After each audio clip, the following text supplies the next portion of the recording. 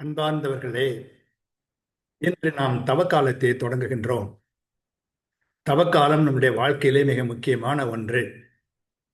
முதலாவது, ஆண்டவர் இயேசு இறந்து உயிர்த்தெழுந்ததை கொண்டாடுவதற்கு, அவருடைய உயிர்த்தெழுதலை நோக்கி நம்முடைய சிந்தனைகள் எல்லாம் இருக்க வேண்டும் என்பதற்கு துணையாக இந்த தவக்காலம் அமைகிறது.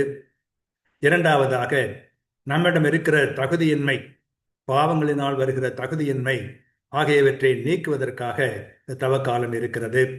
ஆகவே இந்த தவக்காலத்தை சிறப்போடு கொண்டாடுவதற்கு நாம் முழு மனசோடு முன் வருவது நல்லது.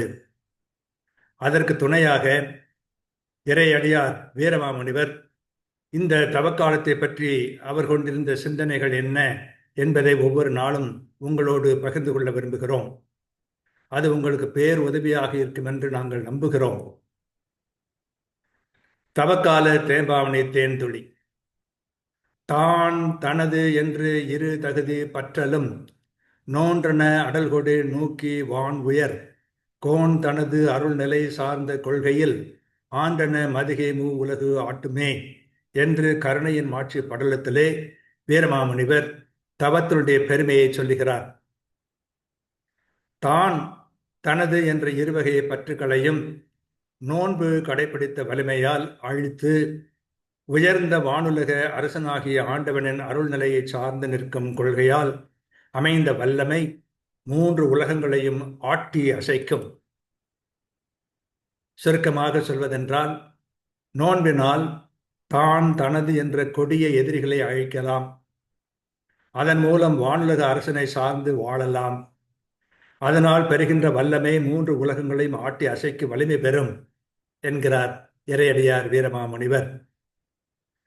தான் தனதென்றிரு தகுதி பற்றலும் நோன்றன வடற்கொண்டு நூக்கி வானுயர் கோன்றன தருள் நிலை சார்ந்த கொள்கையில் ஆன்றன மதுகிமு உலகு மாட்டுமே என்று கூறுவதை பார்க்கிறோம்.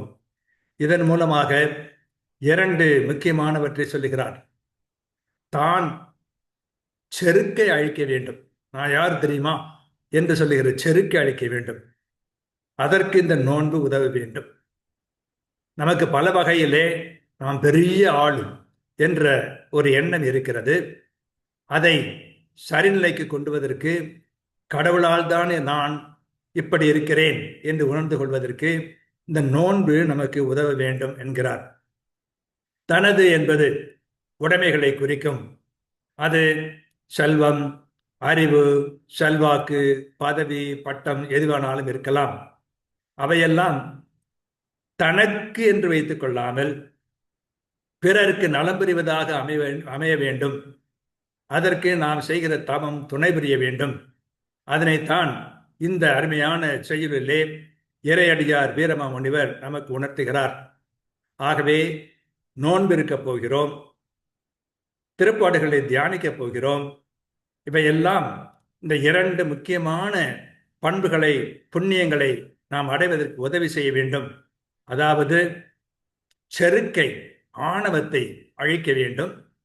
நம்மிடம் உள்ளவற்றை பிறரோடு பகிர்ந்து கொண்டு எல்லாரும் நன்றாக இருக்க வேண்டும் என்ற ஆசையோடு, உறுதியோடு வாழ வேண்டும்.